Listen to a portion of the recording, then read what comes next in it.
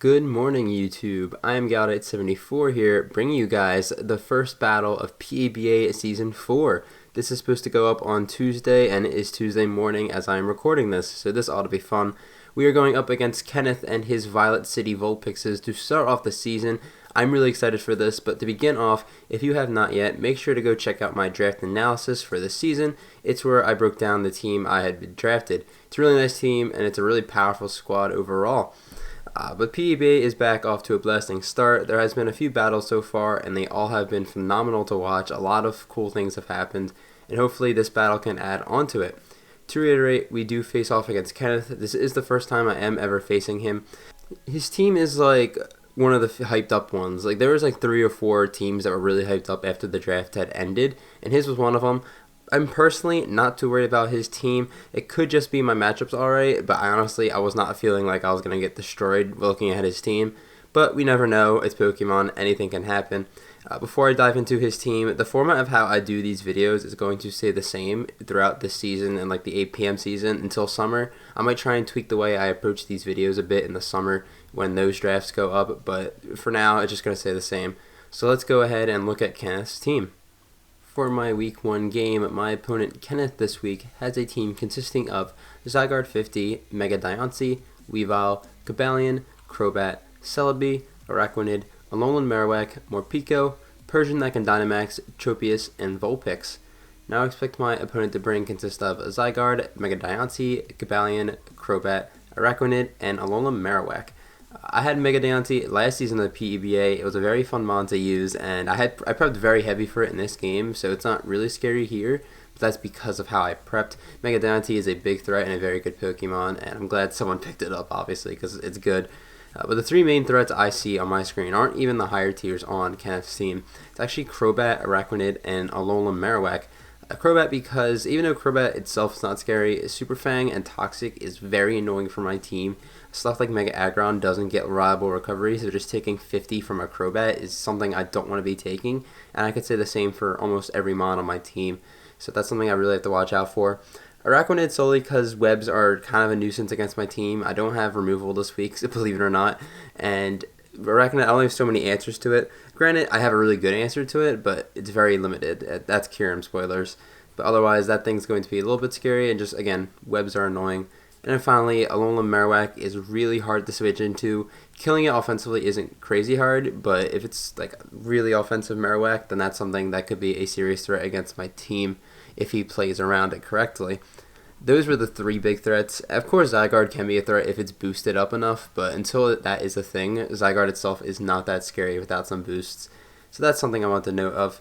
There was a lot of different Pokemon I wanted to bring on my team. I did say I do not have removal. Hitmonchan and Armaldo were on this team originally, but I did take them off last second, so that's why I don't have. I do want to talk about my offensive game plan before I break down my team. Basically, Kyurem I'm going to be using early game, and end game, if webs are up, I'm going to be using Inteleon, but if webs are not up, I'm going to be using Entei in the end game. I'll explain it a little bit more when I break down those mons, but that is the whole game plan with my offense in this game. And that is just a breakdown of my opponent's team.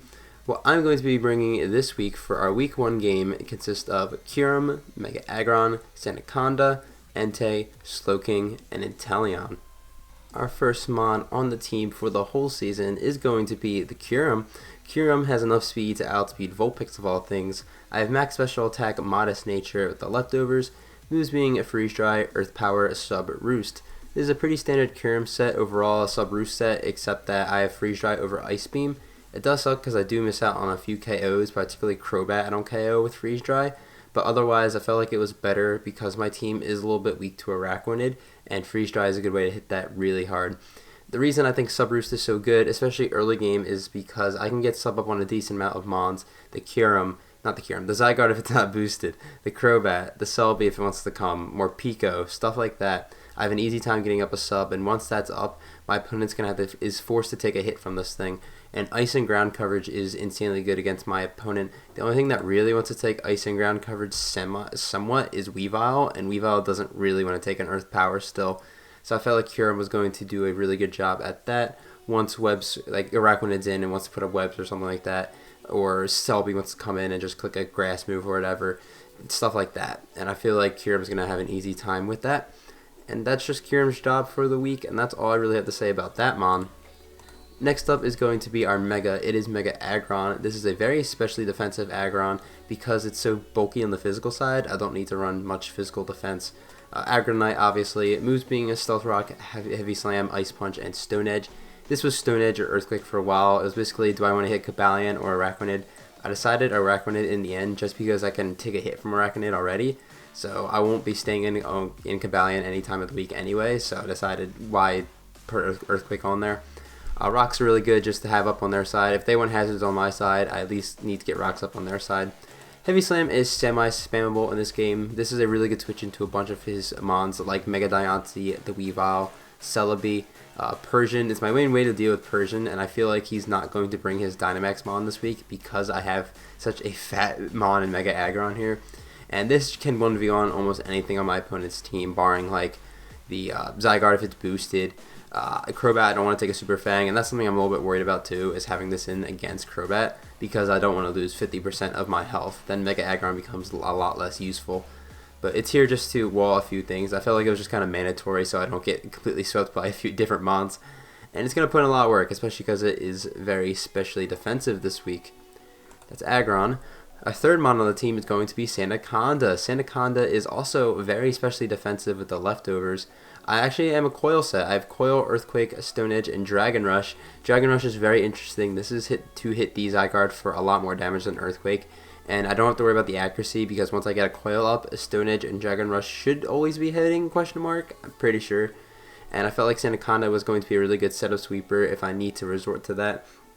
It's here just to boost up with Zygarde if all my answers to Zygarde are gone, even though I have quite a few of them.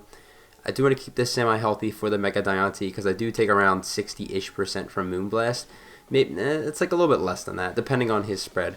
So I have to be a little bit careful with my health around here. But Sandaconda felt like had a really good matchup. The only thing that sucks is if he does bring like the Celebi or the Tropius, I do have to knock them down a significant amount before I can knock them out with boosted Stone Edges or whatever. So I have to be a little bit careful about that. But I think I'm going to enjoy Sandaconda. Its nickname is also Wawa Order. If you guys know what Wawa is, I'll be very proud of you. If you don't, it's okay. But that is Sandaconda. Fourth up on the team is going to be our Choice Scarf Entei. This is an Adamant Entei with the moves Sacred Fire, Iron Head, Stone Edge, and Toxic. I'm not the biggest fan of Entei on the team this week, but I needed a Scarfer somewhere, and Entei was the best filling in the holes that I needed.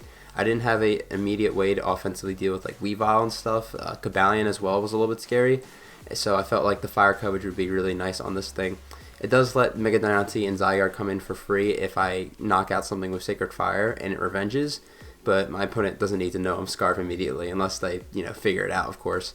But Entei is just here to revenge stuff. I also have Iron Head for Mega Diancie, so it's not really the crazy biggest deal in the world. It's just Zygarde I worry that I let in for free. That and Marowak, these two mons kind of come in for free on the Entei, barring I don't click like Stone Edge or Toxic, but I'm more planning on clicking Sacred Fire in this game. So not the biggest fan of Entei, but it's mainly here just to clean up late game. That's Entei's job. Fifth up is going to be a Slowking. A Slowking is mixed bulk with leftovers as well, a third mon. I have Scald, Ice Beam, Teleport, and Slack Off. Teleport Slowking is amazing, same as Slowbro. Teleport Regenerator is a really good core to have, and this is here for a few things, but mainly to switch into Cobalion. I switch into Cobalion, click Teleport. I switch into the Zygarde, probably click Teleport. The Crobat, Teleport. It's all that stuff.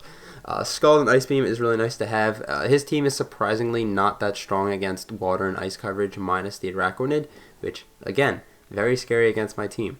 But otherwise, Slowking just is here to pivot around his team and get my offensive mons in for kind of free, which is hopefully something I can do.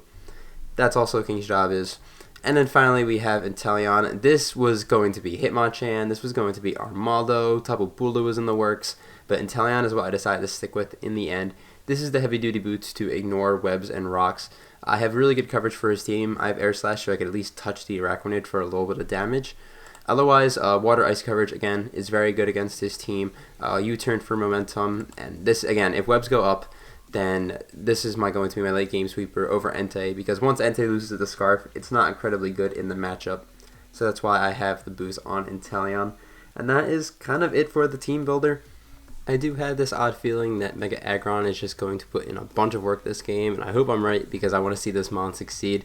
It's also kind of a weird matchup because I personally don't think Araquanid's that good of a Pokemon overall, but in this matchup I keep complaining about how big of a threat it is, so it's a little bit weird to deal with, but we're going to see how it goes. We're going to head over to Pokemon Showdown and we're going to watch the battle. Alright, we are here on Pokemon Showdown for our first PEBA game of the season. There's no Alola Marowak, but there is a Celebi, and I got everything else right, so that's pretty sweet. In regards to the lead, I'm going to lead off with Mega Aggron. I want to get up Rocks ASAP because I assume that Rocks and Webs are going up on my side, so I want to try that.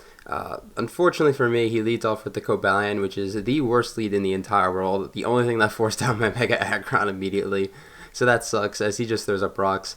It's not the biggest deal in the world. I can just teleport out as he Volt Switches, and he's going to go out into the Araquanid, and because I teleported, I can go out into my Kyurem basically for free, which is really nice for me. I do take rocks, but not really a big deal. I'm assuming he wants to get up Webs this turn, so I'm going to click Substitute instead of Freeze Dry, as I click the sub here, and he goes for the Webs. So Hazards are up on my side of the field. It's a little bit scary, but my Kyurem is in a really good position here. I'm going to click Freeze Dry. It's a solid 2-hit KO, and I freeze him, unfortunately. The first attack I click in this season is a freeze. I apologize to Kenneth so much. This freeze was so big because he attacks me, and his attacks guarantee break my sub. So that was really unfortunate, and because I can knock out this Araquanid, that's not really the big deal. It's more of that I'm still behind the substitute, and now I can get a big hit on something else, as Crobat's going to come in, and that's like best case scenario for me. Yeah, he's Super Fang, so it does a solid chunk, of course, and Freeze Dry is going to do a 98% to this thing. And Brayford, I don't think it has a roll to kill. I really don't think it does, but I'm going to click Roost just in case so I can get back up to full, as luckily he clicks Roost himself. And because of this exchange, basically he has to sack another mod, because this sub is never going to get broken, and Crobat 1v1 cannot beat me. So that is going to be really nice here. I'm just going to spam Freeze Dry at this point, because he can Roost up. That means Freeze Dry is going to do a lot less.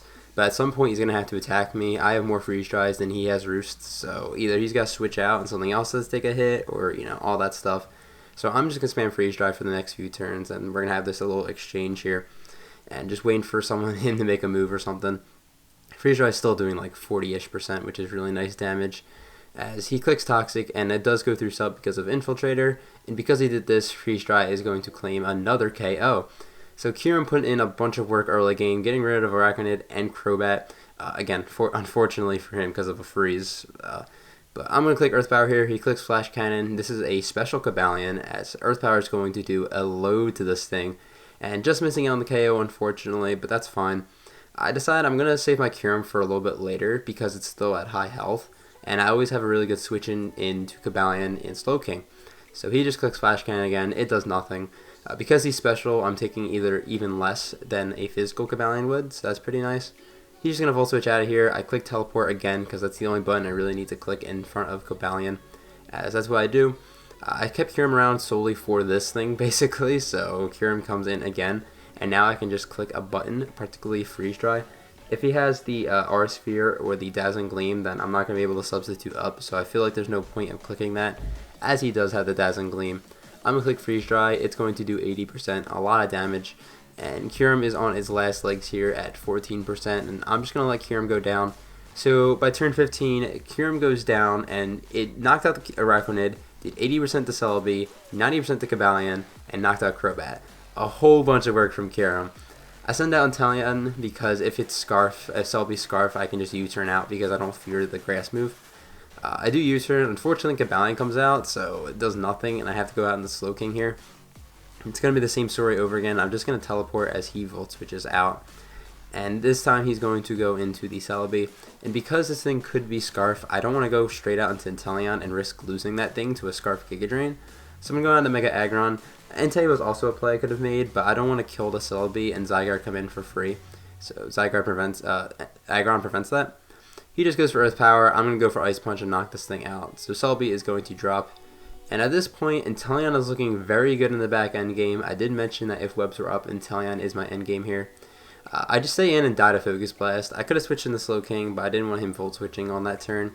So that kind of sucks. I lose a differential point there. But at this point, it's free Inteleon. I know this thing's not Scarf. This thing's going to go down to Cobalion, to Inteleon, I mean. And Zygarde and Diancie have to pull a miracle out because I think Ice Beam's going to knock this thing out.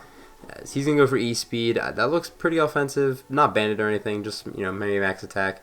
Zygarde just drops the Ice Beam. And this game is over at this point because Diancie shouldn't be able to live a Surf for my Inteleon, as you have to Mega Evolve turn 1 in this league, and Diancie is going to drop.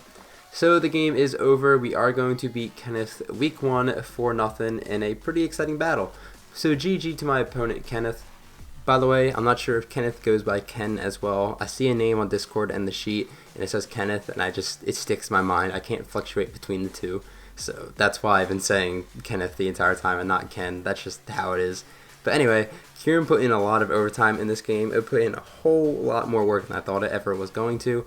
Again, I do apologize for the freeze in the battle because the game definitely could have played out a whole lot differently if I didn't get that freeze. The one thing I could say is that Inteleon's endgame was looking good as soon as I got that damage off, but I still would have needed to chip down the Cobalion, the Crobat, Araquanid maybe a little bit more, but the point still stands that the freeze really sucks. It doesn't change the narrative there, so again, I apologize for that. But one more time, GG to Ken. Thank you for the battle. He was really super nice about the whole situation as well. He's a really nice guy, so big shout out to Ken there. We are going to start off 1-0 for the season, so that's really exciting, and we're +4, which is actually a pretty solid differential for us. Next week we face Sean, aka Blind Messiah. He's got a really threatening team. He has things that just punch holes like Megazam and Conk, for example. Crocodile, a whole bunch of different mons that are very scary to go up against. That's going to be next week's battle. I have a lot to do this today. As I said, I'm recording this very early in the morning, so that's going to wrap it up for this video. Thank you guys for watching so much. If you enjoyed the video, please leave a like. If you like Pokemon Draft League content, consider subscribing to the channel. I'm going to head out of here. Have a fantastic day, YouTube.